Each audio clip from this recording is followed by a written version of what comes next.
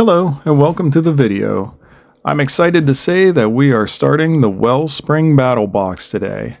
And we are going to be doing one of my favorite miniatures in the whole set, Kita, the Springrunner. I've been looking forward to getting this model started, so with that, let's get going. As usual, we're going to prime the model white, and we're going to come in with Satchel Brown speed paints to do a base coat for the fur. This is going to be a pretty short video as this is a really easy model to paint. There's not a whole lot to it, but for some reason, I just really like it. It's just really grabbed my attention. So we're just going to go all over with the speed paints here.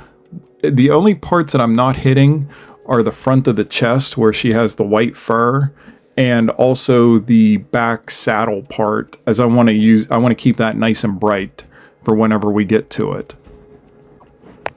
You know, and as always, you don't have to be using speed paints or anything. It's just what I had, and I really like the rich brown color that it provides. But, you know, feel free to use any of the paints that you have. You don't have to go out and buy special paints for any of these. And for this, you can see I'm using one of my older brushes. I tend to use these whenever there's a larger area to cover, and I don't want to beat up my fine detailing brushes, so I use a lot of my old brushes for these parts.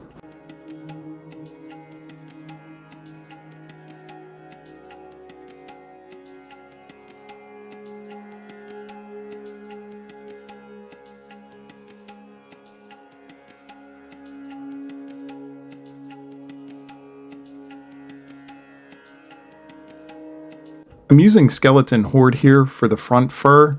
I just want to put some initial shading underneath it. Once we're all dry, I'm coming in with heavy skin tone.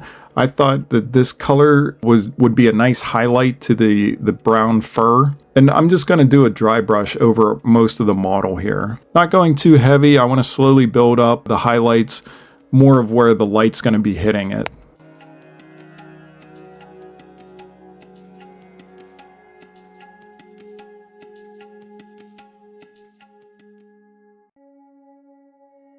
I used beige here to do another highlighting dry brush over the fur, and I'm just hitting very few spots, not going too crazy. I just wanted to pick out a few of the areas and not overwhelm the brown underneath.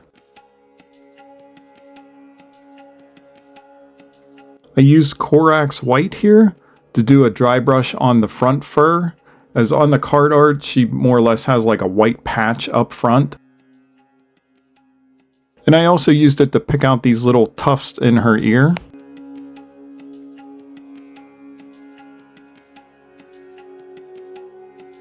I'm using familiar pink speed paints here to do the saddle on her back. I really like the way that this speed paint covers, and I like the color of it. I thought that it matched the card art pretty good. I wish I would have had a dark purple speed paint. I would have used that instead, but I'm pretty happy with this pink.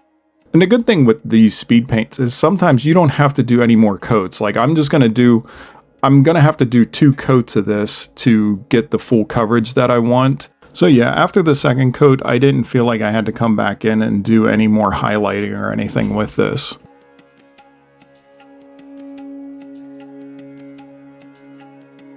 I'm using brass to do the gold parts on her horn and also the little pieces on her face here. I almost didn't see these when I first saw the card art, but you know, after taking a closer look, I was able to find them. I really like this brass. It covers better than most of the other gold paints that I have, so I tend to use this a lot for whenever I need a gold color.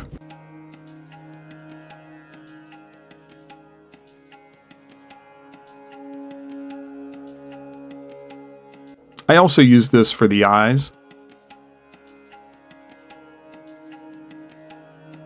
I used regular black here to just touch the nose and a little bit of the mouth parts.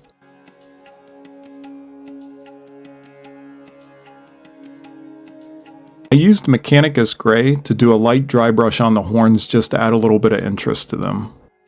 And with that, this model is finished. This was a super simple model to paint. I really enjoyed it. I love this model. I don't know why. I just think it's a neat little model to have on the table. So with that, I hope that you enjoyed the video. I hope that this has helped inspire you to get some of your own models painted up. And I want to thank you for watching. I'll see you in the next video. Bye.